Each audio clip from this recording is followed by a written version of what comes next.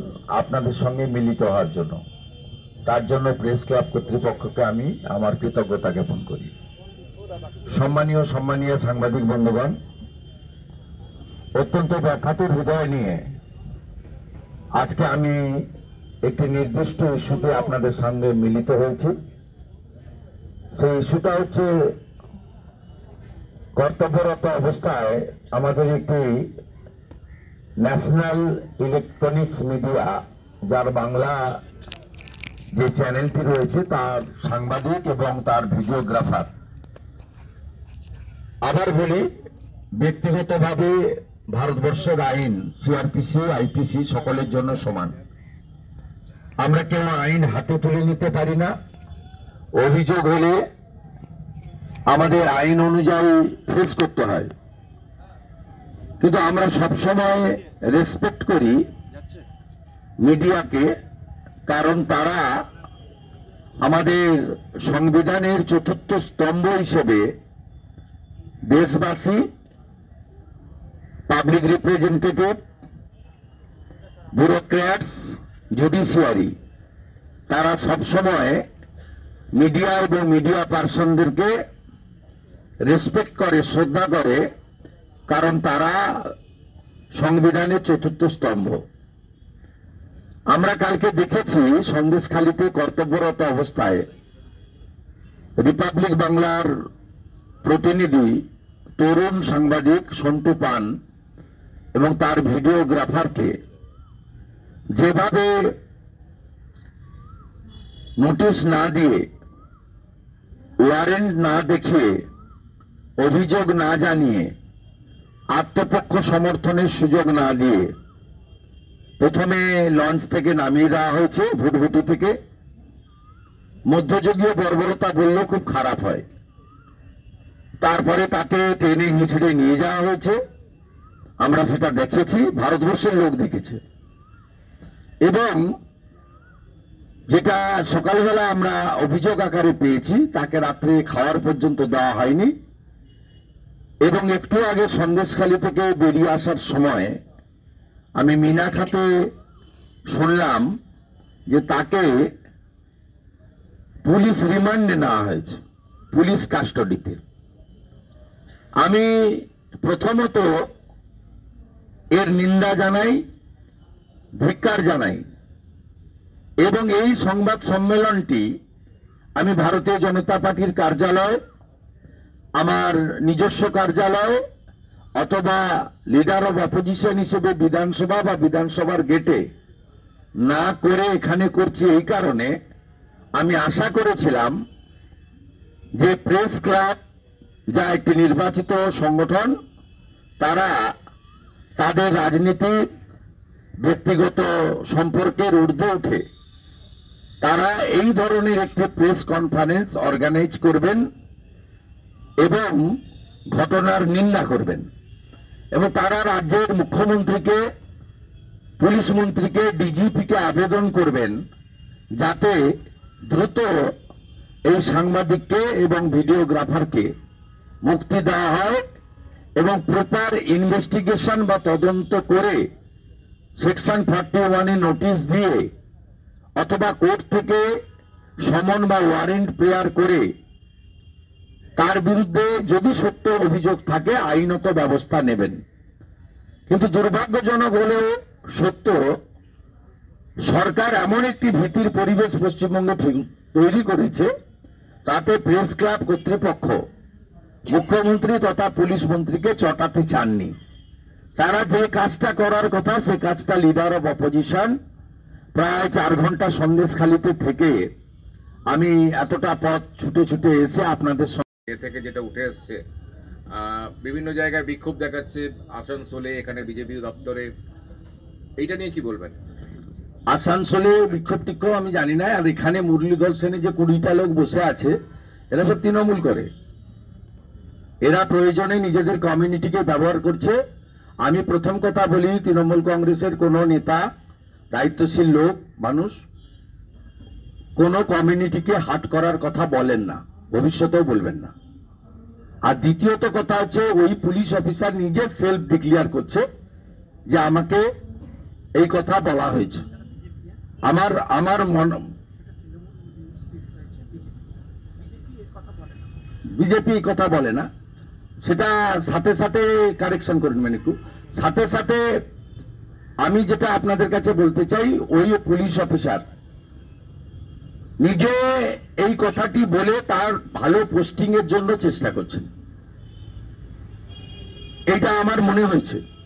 আপনারা এই কথা প্রথমে একটা কিছু জন করলো, আমরা এটা নিয়ে গুরুত্ব দিচ্ছি না, একেবারেই গুরুত্ব দিচ্ছি না, কারণ আমাদের কোন নেতৃত্বের পক্ষ থেকে বলা হয়নি, বরঞ্চ ওই পুলিশ অফিসার নিজেকে খালিস্তানি বলা হয়েছে আমাকে বলে নিজে চিৎকার করছেন, নিজের সেলফ ডিক্লেয়ার করছেন এবং বলছেন এটা কি হিন্দুত্বের নমুনা।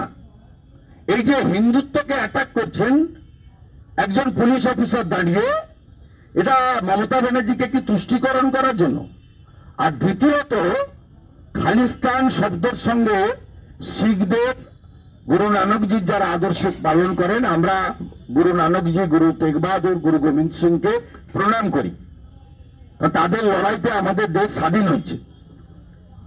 আমরা খুব পরিষ্কারভাবে বলতে চাই, শিখ ধর্মের সঙ্গে খালিস্তান শব্দের কোনো সম্পর্ক নেই। কমপ্লিটলি সারাদিন সন্দেশখালীতে ডিভিশন বেঞ্চে মমতা ব্যানার্জি এবং তৃণমূল হারার পরে তাদের মুখে যে চুনকালিটা লেগেছে, আর আমি যেভাবে 11:50 থেকে বেলা 3:30 পর্যন্ত সন্দেশখালীর পাড়া পাড়ায় গ্রামে গ্রামে ঢুকে গেছি, যেভাবে জনজোয়ার হয়েছে, জনসুনামি হয়েছে, সেখান থেকে চোখ ঘুরিয়ে দেওয়ার জন্য প্লট রেডি করা হয়েছে। এর সঙ্গে বাস্তবতার কোনো সম্পর্ক নেই। ভারতীয় জনতা পার্টি এই ধরনের কোনো শব্দ প্রয়োগ করে না, প্রয়োজন হয় না।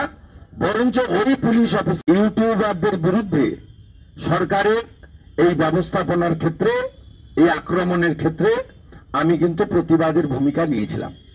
ঠিক একইভাবে আজকে রিপাবলিকের সাংবাদিক হিসেবে নয়, একজন তরুণ সাংবাদিক, তাকে অন্যায়ভাবে, বেআইনিভাবে একটা ক্রিমিনাল শাহজাহান, যাকে পুলিশ ধরতে পারে না, ধরে দিতে পারে না, হাইকোর্টকে বলতে হয় যে অবিলম্বে মূল আসামিকে সারেন্ডার করতে হবে, সিবিআই ইডিকে কেসে ট্যাগ করতে হবে, সেক্ষেত্রে সেকশন 41-এ নোটিশ দেওয়া যেত, তাকে তার বাড়ি পর্যন্ত ফেরার সুযোগ দিয়ে তার বাড়ি থেকে মধ্যরাত্রে বা সকালবেলা গ্রেপ্তার করা যেত, থানায় ডেকে পাঠিয়ে 41-এ কমপ্লাই না করলে তাকে অ্যারেস্ট করা যেত, তার বিরুদ্ধে যে অভিযোগ ছিল সেই অভিযোগের 2-3 দিন তদন্ত করিয়ে তাকে কোর্ট থেকে ওয়ারেন্ট প্রেয়ার করে অ্যারেস্ট করা যেতে পারত।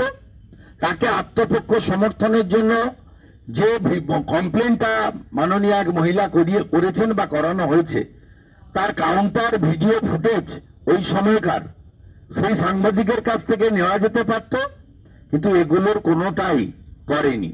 আমার মনে হয়েছে শান্তু পান মহোদয়, তৃণমূল কংগ্রেসের যিনি কোম্পানির ম্যানেজিং ডাইরেক্টর তথা মাননীয় মুখ্যমন্ত্রীর খুব প্রভাবশালী ভাতসপুত্র, যিনি আবার তৃণমূলের একজন সাংসদও বটে, তাকে যখন ইডি ডাকে, অনেকবারই ডেকেছে, তখন ইডি তাকে ডাকে সিজিও কমপ্লেক্সে, তখন বাইরে অনেক সাংবাদিক মহোদয়ের হয়তো হাউসের নির্দেশে, হয়তো ব্যক্তিগত আশঙ্কা বা শঙ্কায় প্রশ্ন করার সেদিন হয়তো ইচ্ছা থাকলেও সাধ্যে কুলায়নি, কিন্তু সন্টু পান তিনি কিন্তু সেদিন তাকে প্রশ্ন করেছিলেন, আমরা সবাই দেখেছি। হয়তো এই কারণে পশ্চিমবাংলার প্রিন্সকে প্রশ্ন করার জন্য একটা তাকে প্রতিহিংসার বশবর্তী হয়ে শাসকের ক্ষমতা, দম্ভ, অহংকারের বহিঃপ্রকাশ ঘটিয়ে টেনে হিঁচড়ে তুলে নিয়ে যাওয়া হয়েছে। পুলিশ লকআপে খাবার দেওয়া হয়নি এবং পিসি চাওয়া হয়েছে। এই বর্বরতা, এই অন্যায়, একে বরদাস্ত করা যায় না। আমি আপনাদের মাধ্যমে পশ্চিমবাংলার সাংবাদিক কুলকে শুধু নয়, সমস্ত রাজনৈতিক দল এবং মেরুদণ্ড শক্ত রাখা প্রতিবাদীদের বলবো, এই সাংবাদিককে যে কায়দায় গ্রেপ্তার এবং পুলিশ রিমান্ডে নেওয়া হয়েছে, এর বিরুদ্ধে প্রতিবাদে গর্জে উঠুন এবং আমাদের রাজ্যের বিশিষ্ট আইনজীবীরা তারা জোট বেঁধে কিভাবে আইনি পরামর্শ দিয়ে এই মিথ্যা মামলা খারিজ করা যায়, অথবা এই মামলাকে নিরপেক্ষ তদন্ত স্বার্থে সিবিআইকে ট্রান্সফার করিয়ে সন্তুকে জামিনে মুক্তি দেওয়া যায়, তার উদ্যোগ গ্রহণ করুন। এই আবেদন আপনাদের মধ্য থেকে মাধ্যমে আমি আজকে রাখতে চাই। আজকে আমি সারা দিন সকাল থেকে বেরোনোর সময় থেকে এই কালো ব্যাজটা বুকে রেখেছি। আমার সোশ্যাল মিডিয়া হ্যান্ডেল, আমার যে আপনার এক্স হ্যান্ডেল আছে, ফেসবুক আছে, ইনস্টাগ্রাম আছে, সব জায়গায় আপনি দেখবেন আমি ব্ল্যাক সিম্বল রেখেছি 24 ঘন্টার জন্য। এটা আমার সিম্বলিক প্রোটেস্ট এই অ্যাট্রোসিটি এগেইনস্ট রিপোর্টার্স এবং সলিডারিটি টুয়ার্ডস দ্য জার্নালিস্ট। আমি আমার কথা শেষ করলাম। তৃণমূলের নেতা নেত্রী মমতা ব্যানার্জি টুইট করেছেন, ওনার টুইট এক্স হ্যান্ডেল উনি নিজে করেন না অন্য কেউ করেন আমি জানি না। আমি মমতা বন্দ্যোপাধ্যায়কে বলবো, গতকাল আপনার মাননীয় কাউন্সিলর অনন্যা ব্যানার্জি না কি নাম, তিনি কাকি কাণ্ড করেছেন কলকাতা কর্পোরেশনে। খ্রিস্ট ধর্ম যারা মানেন তাদেরকে কিভাবে অ্যাটাক করেছেন। মমতা ব্যানার্জি আপনি চুপ কেন? অনন্যা ব্যানার্জিকে নিয়ে আপনার ডেরেক ব্রায়েন তার মুখটা সেলাই হয়ে গেছে কেন? আমি এই প্রশ্নের উত্তরটা জানতে চাই। আরেকটা হচ্ছে তৃণমূলের প্রতিনিধি দলের যে আবেদন শুনে রাজ্যপাল আজকে চোপড়ায় গেছেন, এই রাজ্যপালের ভূমিকা বা সফর নিয়ে কি বলবেন? আমি সমর্থন করি। উনি মানবিক কারণে গেছেন। এর আগেও তিনি যখন ভাঙড়ে গেছিলেন, আইএসএফ এর যে কর্মী সমর্থক খুন হয়েছিল তাদের বাড়িতেও গেছেন। তিনি কোথায় গেছেন? রাজধর্ম পালন করেছেন, যেটা তৃণমূল কংগ্রেস কোনোদিন পালন করে না। মমতা বন্দ্যোপাধ্যায় রামপুরহাটের বকটুইতে ঘটনা ঘটার 3 দিন পরে পৌঁছান, আমরা পরের দিন পৌঁছাই। মমতা বন্দ্যোপাধ্যায় দিল্লিতে পাঞ্জাবে কোথায় কোথায় যাওয়ার পরিকল্পনা করতে পারেন। সিউড়িতে গিয়ে তিনি সন্দেশখালীর মা বোনেদের বহিরাগত বলতে পারেন, আরএসএস কে আক্রমণ করতে পারেন, বিজেপিকে আক্রমণ করতে পারেন, সন্দেশখালীর মা বোনেদেরকে আক্রমণ করতে পারেন, কিন্তু তিনি সন্দেশখালীতে যাওয়ার সময় পান না। তার একাধিক ঘটনা আমরা দেখেছি। হাঁসখালির ক্ষেত্রে আমাদের ওই শিশু কিশোরী কন্যাটিকে তিনি কিভাবে আক্রমণ করেছিলেন, ওই ভাষা আমি মুখে বলতে চাই না। অনেক মাতৃমণ্ডলী দিদি বোনরা এখানে আছেন। পরবর্তীকালে কামদুনির ঘটনা, তার আগে পার্ক স্ট্রিটের ঘটনা। কামদুনিতে আমরা গিয়ে অবাক হয়েছি, টুম্পা মৌসুমী বা যিনি ধর্ষিতা হয়ে খুন হয়েছেন তার বাড়িতে প্রোটেকশন দেওয়া হয়নি। যিনি ফাঁসি দণ্ডাদেশপ্রাপ্ত ছিলেন, পরবর্তীকালে কলকাতা হাইকোর্ট থেকে খালাস পেয়েছেন, তার বাড়ির সামনে মমতা বন্দ্যোপাধ্যায় পুলিশ প্রোটেকশন দিয়েছে। সবকিছুই এই রাজ্যে হয় রাজনীতিকরণের জন্য। রাজ্যপাল যেটা করেছেন বা করছেন, তিনি কিন্তু তার যে সাংবিধানিক কর্তা হিসেবে যে কর্তব্য সেটা তিনি পালন করছেন, যে কর্তব্য রাজ্যের মুখ্যমন্ত্রী প্রশাসনিক কর্তা পালন করেন না। শুভেন্দুদা, আমি দীপঙ্কর মন্ডল, এনকেটিভি বাংলা থেকে বলছি।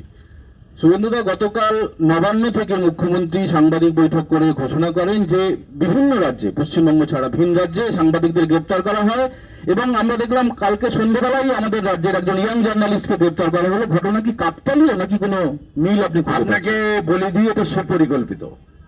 কারণ তিনি সন্দেশখালীর ঘটনায় এতটা ড্যামেজ হয়েছেন যাতে উনার 500,000-এর গল্প, 100 দিনের কাজের টাকা দেওয়ার গল্প, চা বাগানের শ্রমিকদের 60,000 টাকা করে অ্যাকাউন্টে ঢুকিয়ে দেওয়ার গল্প, মানে ভোট কেন্দ্রিক যা যা ওনার ভাবনা ছিল সব গোলমাল হয়ে গেছে। এবং যেভাবে লাগাতার আপনারা বাধ্য হয়েছেন বা আপনারা করেছেন, আমি থ্যাঙ্কস টু দি মিডিয়া, কারণ আমরা ঢুকতে পারিনি। অনেক লড়াইয়ের পরে আজকে সিঙ্গেল বেঞ্চের রায়কে পর্যন্ত ওই সেট পুলিশ অফিসার চ্যালেঞ্জ করেছেন, আপনারা দেখেছেন যে আপনাকে ঢুকতে দেব না যতক্ষণ না ডিভিশন বেঞ্চে হিয়ারিং কমপ্লিট হয়ে জাজমেন্ট আসছে। কত বড় অনার্সিটি! অনারেবল জাস্টিস কৌশিক চন্দ্রকে তিনি চ্যালেঞ্জ করছেন, কলকাতা হাইকোর্টকে চ্যালেঞ্জ করছেন। তাই এই ঘটনা সুপরিকল্পিত। এবং আজকে সন্টু পান যেহেতু রিপাবলিক, তাকে অ্যারেস্ট করে আপনাদেরকে সবাইকে ভয় দেখানো হলো। কিন্তু আপনারাও অনেকে নোটিশ পেয়েছেন সন্দেশখালী থানার। আপনারা কিভাবে সেফ হলেন আমি বলে দিচ্ছি। বড় বড় হাউসগুলো, এবিপি আনন্দের এডিটর থেকে শুরু করে অনেক চ্যানেলই নোটিশ পেয়েছিলেন সন্দেশখালী থানাতে পরের দিন সকাল 11টায় হাজির হতে হবে। আপনারা দেখাননি, বলেননি। আমি আজকে দায়িত্ব নিয়ে বলছি, অপোজিশন লিডার হিসেবে জনগণকে জানাচ্ছি যে সবাইকে ভয় দেখানো হয়েছে, এবং ভয় দেখানোটা মানে মমতা ব্যানার্জির চক্রান্তটা ভেস্তে গেছে কিভাবে সেটাও আপনারা শুনে রাখুন। আমাদের যে ন্যাশনাল এনসিডব্লিউ এসেছিলেন, তাদের অনেকগুলো বক্তব্যের মধ্যে একটা সামান্য অংশের পোর্শনকে যে কেটে দেখানো হয়েছিল রাজ্য পুলিশের হ্যান্ডেল থেকে, যে তারা বলছেন যে আপনার কোনো মহিলা ধর্ষণের বা নির্যাতিত হওয়ার অভিযোগ তাদের কাছে করেননি, এবং এই পোর্শনটাকে কেটে রাজ্য পুলিশের পক্ষ থেকে এক্স হ্যান্ডেলে পোস্ট করা হয়, এবং আপনাদের অনেকগুলো, শুধু এবিপি আনন্দের এডিটর নয়, অনেকগুলো চ্যানেলকে নোটিশ পাঠানো হয় আগামীকাল সকালবেলা সন্দেশখালী থানায় 11টার সময় আপনাদের হাজির হতে হবে। এবং পরের দিন এই আপনাদের হাজির হওয়ার আগে এনসিডব্লিউ থেকে খুব বড় লম্বা টুইট এবং ভিডিও ফুটেজ দিয়ে দেওয়া হয় যে একাধিক মহিলা তাদের শারীরিক নির্যাতন এবং ধর্ষণ থেকে শুরু করে মলেস্টেশন থেকে শুরু করে সব ধরনের অত্যাচারের কথা তারা বলেছেন তাদের কাছে। তাদের জিডি কমপ্লেন নেওয়া হয় না, থানা বলে শাহজাহানের সঙ্গে কথা বলো। এইটা তারা পোস্ট করার পরে আপনাদের উপরে আক্রমণ করার জন্য অস্ত্রটা ভোতা হয়ে যায় প্রথম, তখন থমকে যায়। তারপরে গতকাল ওখান থেকে একজন সম্মানীয় মহিলাকে তৃণমূল কংগ্রেসের সাহায্যে, আমি মনে করি পুলিশের ম্যানুফ্যাকচার করা আর্টিফিশিয়াল ফলস ফেব্রিকেটেড ম্যালাফাইড ইন্টেনশনের এফআইআর লজ করে রিপাবলিকের পার্টিকুলার 20 সাংবাদিককে অ্যারেস্ট করা হয়। তার কারণ সন্টুর পান আলালের দুলাল কয়লা ভাইপোকে সিজিও কমপ্লেক্সের সামনে প্রশ্ন করার সাহস রেখেছিল।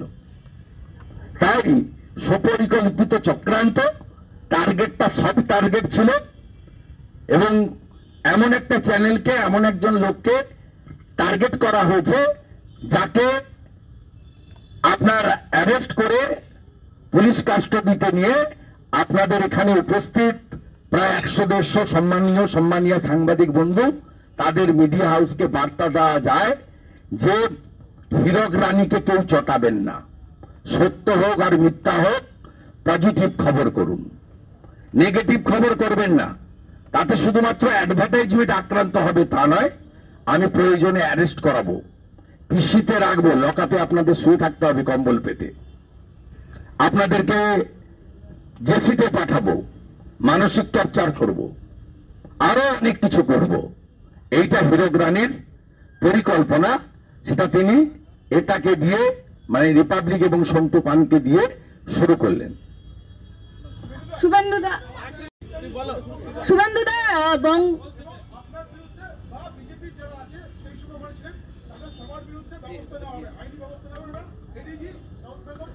বলুন, ডেলি করতে বলুন, ওগুলো কোনো আমি মূল্য দিই না। আর এই সুপ্রতিম সরকারকে প্রমাণ করতে হবে যে এই শব্দটা কোন বিজেপি নেতা, সাংসদ, বিধায়ক বলেছে। সুপ্রতিম সরকার যেটা করেছে মমতার নির্দেশে করেছে, কারণ মমতা ব্যানার্জি আজকে সারাদিন উন্মাদ হয়ে গেছেন, অ্যাম্বুলেন্স উদ্বোধনে বক্তৃতা দেননি। প্রথম কথা ডিভিশন বেঞ্চে ধাক্কা খেয়েছেন, মুখে কালি লেগেছে, তারপরে 11:50 থেকে যা আপনারা দেখিয়েছেন 3:30 পর্যন্ত উন্মাদ হয়ে যাওয়া যথেষ্ট। সেই কারণে তিনি প্রথমে অন্য নেতা নেত্রীদের সম্পর্কে অভিযোগ করেছেন, পরে সুপ্রতিম সরকারকে দিয়ে করেছেন। আমি সুপ্রতিম সরকারকে বলবো 24 ঘন্টার মধ্যে আপনাকে প্রমাণ করতে হবে, otherwise I will take legal action against you. শুভেন্দুদা, রোজিনা রহমান, বঙ্গ টিভি। বলছি, যে পুলিশ শাহজাহানকে খুঁজে পায় না, যে পুলিশের খাতায় বেপাত্তা শিব হাজরা, সেই পুলিশ সাংবাদিককে অন ডিউটি টেনে হিচড়ে নিয়ে গেল। এটা কি বাংলার সাংবাদিক মহলকে একটা বার্তা দেওয়ার চেষ্টা করলো মমতা আমি বন্দ্যোপাধ্যায়? আমার আগেই আমাদের নিজেই বলে দিয়েছি, এটা ক্লিয়ার একটা মেসেজ এবং আপনাদেরকে ভয় দেখানো। রাজ্য পুলিশ মুখ্যমন্ত্রীকে তুষ্ট। আমি ওখানে আমাদের আপনাদের সব সাংবাদিকরাই ছিলেন, তারা যেভাবে বলেছেন সমস্ত চ্যানেল, মিডিয়া, ইউটিউবার, আপনার পার্সোনাল মোবাইলে সেগুলো উঠেছে। না, আমার ভিউ মানে যা অবস্থা শুনে গেছিলাম তার থেকেও খারাপ অবস্থা, ভয়াবহ অবস্থা। এবং সন্দেশখালী মহিলাদের পাশে আমরা আছি, সর্বতভাবে আছি। আর এই মহিলাদেরও মহেশ্বর সর্দারকে দিয়ে টাকা বিতরণ করে বা হঠাৎ করে পাট্টা ইস্যু করে কোনো লাভ হবে না। মমতা ব্যানার্জির ট্রেন ছেড়ে গেছে, রাজ্য পুলিশ মহিলাদের চোখের জলেই উনাকে বিদায় নিতে হবে। রাজ্য পুলিশ মুখ্যমন্ত্রীকে তুষ্ট করার জন্য নিপীড়িতার মুখ দেখিয়েছে, তারপরে সেটা ডিলিট সুকান্ত মজুমদার মাননীয় রাজ্য সভাপতি এবং সাংসদ, তিনি যেই এনসিডব্লিউতে কমপ্লেন করেছেন সাথে সাথে উইথড্র করেছে। এরা মমতা বন্দ্যোপাধ্যায় স্থাপকতা করতে গিয়ে একটার পর একটা ভুল করছে বলেই আজকে চিফ জাস্টিসের বেঞ্চে আমি পারমিশন পেয়েছি ঢোকার। এক কেসে সিবিআই ইডিকে ট্যাগ করতে বলেছেন 2, শাহজাহানকে সারেন্ডার এবং অ্যারেস্ট করার ক্ষেত্রে চিফ জাস্টিস ডাইরেকশন দিয়েছেন একেবারে ওপেন কোর্টে। এগুলো মমতা বন্দ্যোপাধ্যায় এবং তার পরিচালিত পুলিশের ভুল ভ্রান্তির জন্যই এই ঘটনাগুলো পরপর ঘটেছে। ঠিক আছে, আমার আরো একটা কাজ আছে। শুভেন্দুদা, আমি একটু সল্টলেক যাবো, এক সেকেন্ড। শুভেন্দুদা এক সেকেন্ড। শুভেন্দুদা মৃণাল সরকার বলছি, বলুন। শুভেন্দুদা এদিকে, মৃণাল সরকার বলছি শুভেন্দুদা, এই একই ঘটনা, এই বারবার সাংবাদিকরা আমরা মার খাবো, বারবার আমাদেরকে নিগৃহীত হতে হবে, আমাদের উপর অত্যাচার হয়ে যাবে। আপনারা এসে সাংবাদিক সম্মেলন করবেন, তারপর আবার 2 দিন চুপচাপ থাকবে, কিছু প্রতিবাদ হবে, তারপর জেকে সেই আদপে এর ভবিষ্যৎ কি, এটা থামবে কোথায় গিয়ে, সেটা আপনারাই ঠিক করেন। আমি তো সাংবাদিক সম্মেলন শুধু করিনি, আমি কাল রাত্রে অ্যারেস্ট হওয়ার আগে সন্টু পানকে ভিডিও কল করেছি, অডিও কল করেছি। আমি কি করতে পারি বলুন? আমি কলকাতায় ছিলাম, আমি সন্দেশখালীতে ওই রাত্রে ওই ধামাখালি পেরিয়ে কি করে ওখানে পৌঁছাবো? আমার যা করণীয় আমি করেছি, আপনি ফলো মি। আমি কালকে রাত্রে যে চ্যানেলের সাংবাদিক হয়েছে তাদের 15 মিনিট ফোন ইন দিয়েছি। আমি সচরাচর ফোন ইন দিই না, আপনার আমার হ্যাবিটে নেই, খুব কম দিই। আমি ওই চ্যানেলের যে ন্যাশনাল চ্যানেল রিপাবলিক ভারত, তাকে ফোন অন দিয়ে কন্ডেম করেছি। আমার সোশ্যাল মিডিয়া হ্যান্ডেল থেকে আমি এক্স হ্যান্ডেলে প্রতিবাদপত্র দিয়েছি। আমি রাত্রি 12টা থেকে আমার সোশ্যাল মিডিয়াতে ব্ল্যাক দিয়ে সিম্বলিক প্রোটেস্ট করছি 24 ঘন্টা ধরে। আমি সকাল 8টার সময় আমার যখন বাড়ি থেকে বা ফ্ল্যাট থেকে বেরোই, তখন বুকে কালো রিবনটা লাগিয়ে আমি নিজাম প্যালেস থেকে যাত্রা শুরু করি সন্দেশখালীর দিকে। এবং আমি সন্দেশখালীতে ননস্টপ সারাদিন কাজ করে, অনেক লড়াই করে, পিচ রাস্তায় বসে মহামান্য উচ্চ আদালতে প্রধান বিচারপতির বেঞ্চের তার অনুকম্পায় আমি সেখানে ঢুকে মানুষজনের সঙ্গে 3-3.5 ঘন্টা কথা বলে একেবারে ননস্টপ আপনাদের কাছে এখানে এসে পৌঁছে আমার প্রোটেস্ট রাখছি। আগামী দিনেও আমি সন্টু পানের বাড়িতে যাওয়া, রিপাবলিক টিভিতে গিয়ে তাদের প্রতি সলিডারিটি জানানো, ডেমোক্রেটিক ওয়েতে একজন লিডার অব অপোজিশন হিসেবে দেবমাল্য বাগচির জন্য যা করেছিলাম, যেটা ওর নিজের হাউস করেনি, এক্ষেত্রে তো তার নিজের হাউস করছে।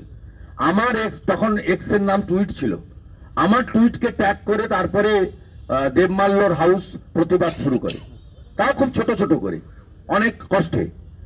এই কাজটা যাদের করা উচিত তাদের, আমার যে লিমিটেশনের মধ্যে, আমি সরকার নই, আমি পুলিশ কন্ট্রোল করি না, আমি লয়ার নই যে হাইকোর্টে গিয়ে ওর জন্য এক্ষুনি বা লোয়ার কোর্টে গিয়ে বেল মুভ করব। আমি আমার যে করণীয় কাজগুলো আছে লিডার অব অপোজিশন হিসেবে, আমি সেটা সিনসিয়ারলি করছি, ডেমোক্রেটিক যে সেট আপ আছে সিস্টেমের মধ্যে দাঁড়িয়ে, হুলিগানিজম না করে। কিন্তু আপনাদেরকে ভাবতে হবে, আজকে প্রেস ক্লাবের লনে একজন পলিটিক্যাল ওয়ার্কার, একজন পাবলিক রিপ্রেজেন্টেটিভ, একজন লিডার অব অপোজিশন, তিনি প্রেস কনফারেন্স করছেন, ভিতরটা আমি পাইনি, আমি ত্রিপুরে চিঠি পাঠিয়েছি, পাইনি। হয়তো প্রিঅকুপাইড, হয়তো অন্য কোনো কারণ থাকতে পারে, কিন্তু আমাকে লনটা দিয়েছেন, আমি গ্রেটফুল। কিন্তু এটা তো করার কথা ছিল আপনাদের এখানে যিনি প্রেসিডেন্ট হয়েছেন আনকনটেস্টেড বা জিতে জানি না, আর সেক্রেটারি, এটা আমার করার কথা নয়। আপনাদের সকলের বুকে তো কালো ব্যাজ নেই, চ্যারিটি বিগিনস এট হোম। আপনার কমিউনিটি, সাংবাদিক কমিউনিটি যদি আপনারা একমত হয়ে নামতে না পারেন, আপনি কার দিকে আঙুল দেখাচ্ছেন? আমি যে পারফরমেন্স করছি লাস্ট 18-20 ঘন্টা, সেই পারফরমেন্সের 10% কি আপনার প্রেস ক্লাব করেছে মধ্যরাত্রে একটা সাদামাটা প্রেস কনফারেন্স, প্রেস স্টেটমেন্ট দেওয়ার বাইরে?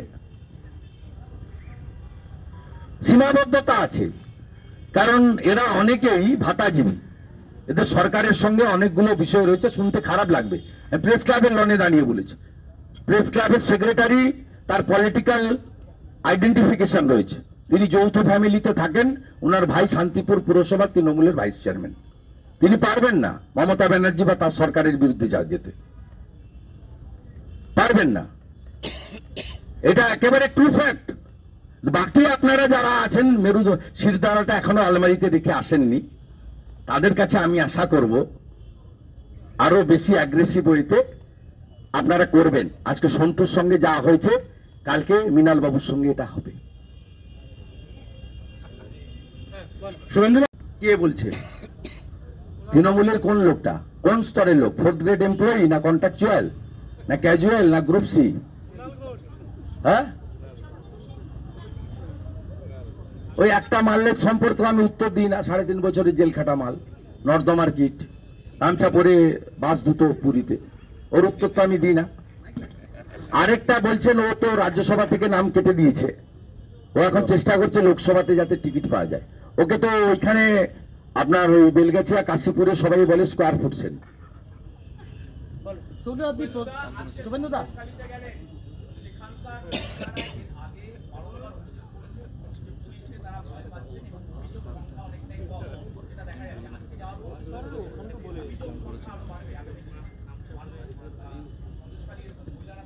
ইন্ডিপেন্ডেন্ট এজেন্সি অর্থাৎ সিবিআই, এনআইএ এরা যদি কাজ করতে শুরু করে, তৃণমূল যা করেছে 12 বছর, কি কি করেছে, আজকে আমি কয়েক হাজার মেয়ের সঙ্গে হেঁটেছি এবং অন্তত 40-50 জন ভিকটিমের সঙ্গে 1-to-1 কথা বলেছি। আমি ভেবেছিলাম আমাকে তারা হয়তো খুলে বলবেন না, তো তারা তাদের অত্যাচারিতর কথা আমাকে বলেছেন এবং তারা বলছেন এটা একদিনের ঘটনা নয় দাদা। তৃণমূল ক্ষমতায় আসা এবং 13 সালে শাহজাহান সিপিএম থেকে তৃণমূলে যোগ দেওয়ার পরে 13-র পর থেকে কন্টিনিউয়াস শাহজাহান এবং তার বাহিনী এটা চালিয়ে যাচ্ছেন। শুধু শারীরিক নির্যাতন, ধর্ষণ, শ্লীলতাহানি নয়, তাদের ভোটাধিকার পর্যন্ত, তারা লাস্ট ভোট দিয়েছিলেন 2011 সালের বিধানসভার ভোটে। 13 সালের পঞ্চায়েত ভোট থেকে লাস্ট পঞ্চায়েত ভোট পর্যন্ত কোনো ভোট সন্দেশখালীর দ্বীপগুলোর লোকেরা ভোট দিতে পারেনি, আমার কাছে তারা বলেছে, সবার সামনে বলেছে, একটা জায়গায় নয়, আমি 8টা পাড়াতে ঘুরেছি, যেখান থেকে আন্দোলনের শুরু, পাত্রপাড়া থেকে শুরু করে বিকাশ সিংয়ের বাড়ি কোথাও বাকি রাখেনি। আমি 6 কিলোমিটার পদব্রজয় করেছি, সামান্য টোটোতে ছিলাম। শুধু যাওয়া নয়, আমাকে নিয়ে গিয়ে তারা জলকর দেখিয়েছে। 75 বছরের বৃদ্ধ কেঁদেছে, 10 বিঘা জমি নিয়ে নিয়েছে শিবু হাজরা। 65 বছরের প্রবীণ কেঁদেছে, আমার 7 বিঘা জমি নিয়ে নিয়েছে শিবু হাজরা। আমাকে নিয়ে গিয়ে 703 বিঘা জমির জলা দেখানো হয়েছে, যেখানে উপজাতি এবং তফসিলিদের জমি দখল করেছে।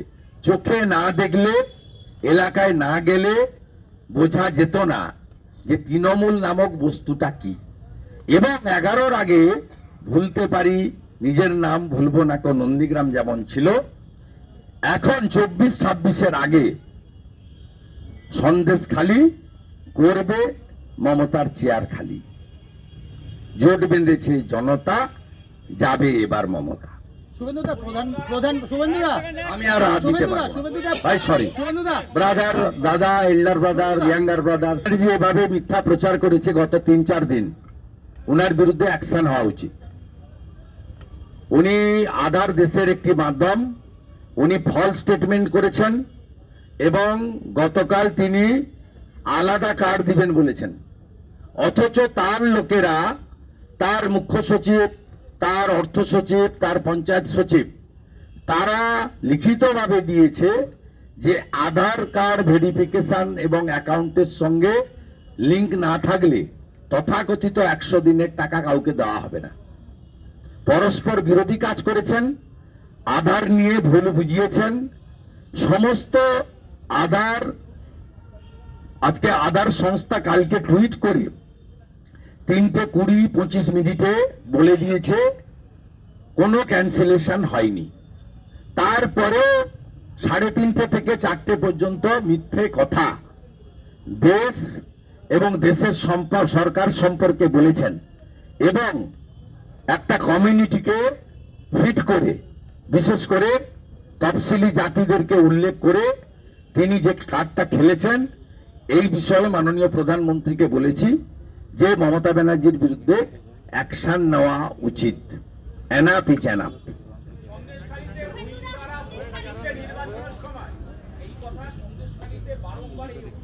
150 রোহিঙ্গার বসতি আছে, তাদের আধার কার্ড আছে, তাদের 50টা মোটরসাইকেল শাহজাহান দিয়ে রেখেছে, প্রত্যেকদিন সন্ধ্যাবেলা সুদ আদায় করতে যায়। 150 জনের বসতি আছে। সরবেড়িয়া বাজারে ঘুরে আসবেন, শাহজাহান কি জিনিস দেখতে পাবেন।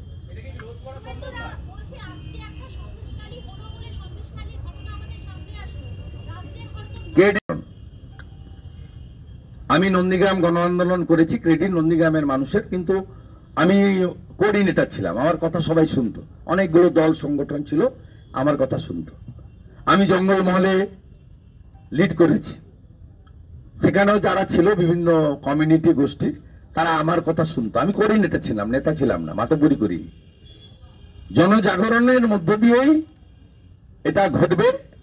এবং পশ্চিমবঙ্গে 11-র আগেও যেভাবে জুডিশিয়ারি ত্রাতার ভূমিকা নিয়েছিল অনেকগুলো ইস্যুতে, এখনো জুডিশিয়ারি অনেকটাই ত্রাতার ভূমিকা নিয়েছে।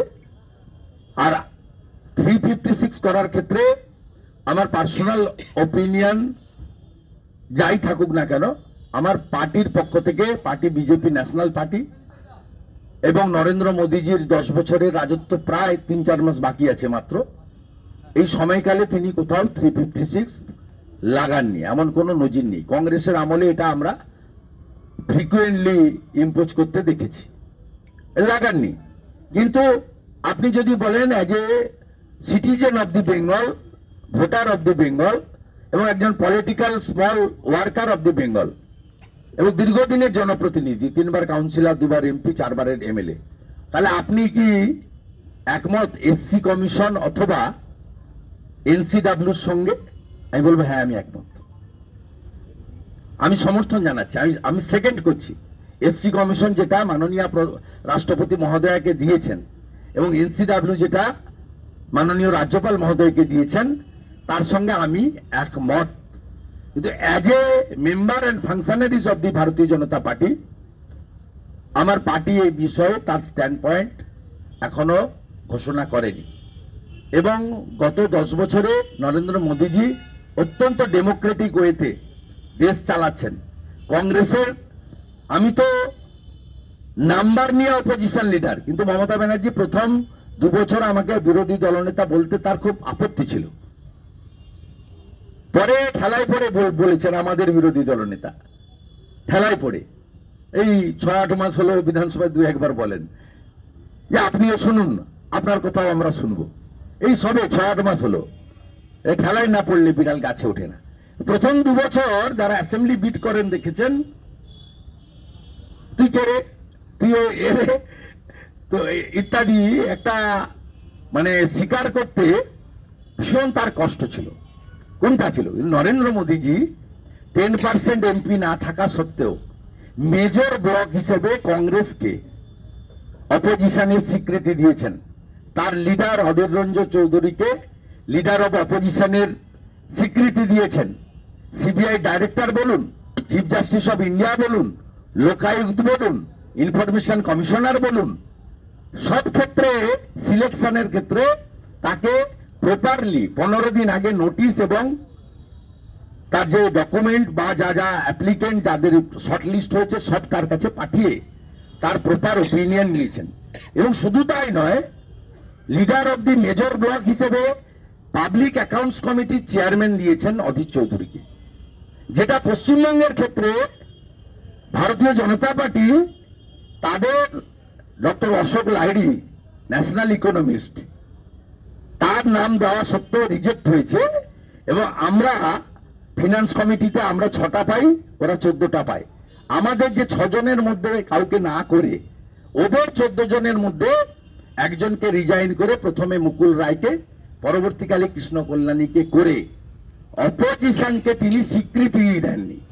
আজকে পাবলিক অ্যাকাউন্টস কমিটি কার্যত ডিফাং থাকার পরে ফলে আজকে ক্যাগ রিপোর্ট ডিসকাশন হয় না, পিএসসি রিপোর্ট আপনার ফিনান্স বিলের মাধ্যমে অ্যাসেম্বলিতে আসে না, পাবলিক অ্যাকাউন্টস কমিটি কার্যত অচল।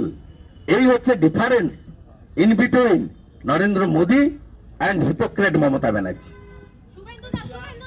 আর নরেন্দ্র মোদীজি প্রধানমন্ত্রী ছিলেন বলে ইডি গেছে ওখানে। ইডি যদি না যেত, মমতা তার ভাইপো যতদিন থাকতো ততদিন সন্দেশখালীর মা বোনেরা শাহজাহানদের ভোগ্য পণ্য হিসেবে ব্যবহৃত হতো। Sorry to say. হ্যাঁ, হচ্ছে তো। আপনি গোসাবার 13টা দ্বীপে গেলে পাবেন, অনেকগুলো দ্বীপে। আপনি ফলতাতে গেলে পাবেন, আপনি বহু জায়গায় আমি বলে দেবো পাবেন। বিরোধীরা ডুইং, আমরা বন্ধ ডাকি না মমতার সিপিএম এর মতো, বিধানসভা গিয়ে ভাঙচুর করি না। বিজেপির কালচার আলাদা। উচ্চ মাধ্যমিক পরীক্ষা 16 তারিখে আমাদের লোকরা কোথাও বড় মাইক নিয়ে, আজকে সন্দেশখালীতে পরীক্ষা সেন্টারের বাইরে আমি নিজে শুনছি 2-3টে চঙ্গা লাগিয়ে টোটো করে বলছে 144। প্রত্যেকটা বাড়ির সামনে বলে এসছে যাতে কেউ না বেড়ায়। আর সন্দেশখালী 2 জিপিতে সবচেয়ে এফেক্টেড সন্দেশখালী প্রপার অঞ্চল, সেই অঞ্চলে 20,000 লোকের বাস। আজকে আমাকে আমার সঙ্গে মিট করেছে বা আমাকে দেখেছে বা আমাকে স্বাগত জানিয়েছে বা আমার কাছে এসেছে, বলেছে, আবেদন করেছে। আমি প্রায় 150-এর বেশি কমপ্লেন নিয়ে এসেছি গাড়িতে। 17-18 হাজার লোক টোটাল। তারা আমাকে প্রায় 2,000-3,000 মহিলা ঘাট থেকে নিয়ে গেছে, আবার ঘাটে এসে পৌঁছে দিয়ে গেছে প্রায় 3,000 মহিলা, শাঁখ বাজিয়ে ফুল ছড়িয়ে। আমি শাঁখ ফুলের কথা বলছি না, এরা মাইক দিয়ে সারাদিন প্রচার করেছে। মমতা ব্যানার্জি শুনে রাখুন, আপনি আপনার বালির বাঁধ দিয়ে আর রাজীব কুমারকে ইনস্ট্রুমেন্ট করে আপনাকে কেউ বাঁচাতে পারবে না। হ্যাঁ, ওই দলের সৈনিক ছিলাম প্রথম থেকে। প্রোটেকশন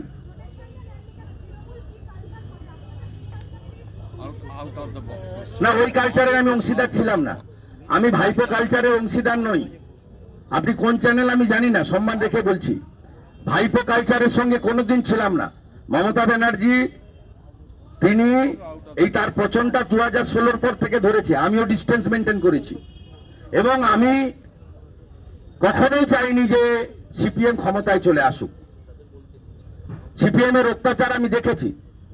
আমি জ্যোতিবাবুকে রেসপেক্ট করি, প্রমোদ দাশগুপ্তকে প্রণাম করি, বিনয় চৌধুরীকে রেসপেক্ট করি, আমি গীতা মুখার্জি, নারায়ণ চৌবেদেরকে প্রণাম জানাই, সুকুমার সেনগুপ্তকে শ্রদ্ধা করি। সিপিএমটা যখন পরে পরে লক্ষণ শেঠ, হান্নান মোল্লা, মজিদ মাস্টার, ডাব্লিউ আনসারিদের কাছে চলে যায়, সেদিন থেকে সিপিএম এর পচন শুরু হয়। যেদিন মমতা ব্যানার্জির বিকল্প শক্তি হিসেবে বিজেপির উত্থান হয়, সেদিন আমি বিজেপির সঙ্গে যাই। কারণ মমতা বন্দ্যোপাধ্যায়কে সেই সময় দুর্বল করলে সিপিএম শক্তিশালী হতো। আমি কখনোই চাইনি সিপিএম শক্তিশালী হোক, কারণ আমি নন্দীগ্রামের বুকে দাঁড়িয়ে সিপিএম এর অত্যাচারগুলো চোখের সামনে দেখেছি। আপনাকে আমি ক্লিয়ার করলাম। আর ভাইপোর রাজনীতিতে আমি নেই। ভাইপো 14 সালে 11 সালে এখানে আসে, আমার হাত থেকে মাইক কাড়ায়। 14 সালে তাকে এমপি করা হয়, 16 থেকে হাত পাকায়। যত জেলের ভিতরে আছে, শান্তনু, কুন্তল, সবগুলো, কালীঘাটের কাকু, অয়নশীল, সব লাল চুল কানে দুল, তার নাম যুবা তৃণমূল। আমাকে ওসব বলতে পারবেন না। আমাদের তরফ থেকে যৎসামান্য জলাহারের ব্যবস্থা আছে, প্লিজ সবাই গ্রহণ করবেন। Thank you.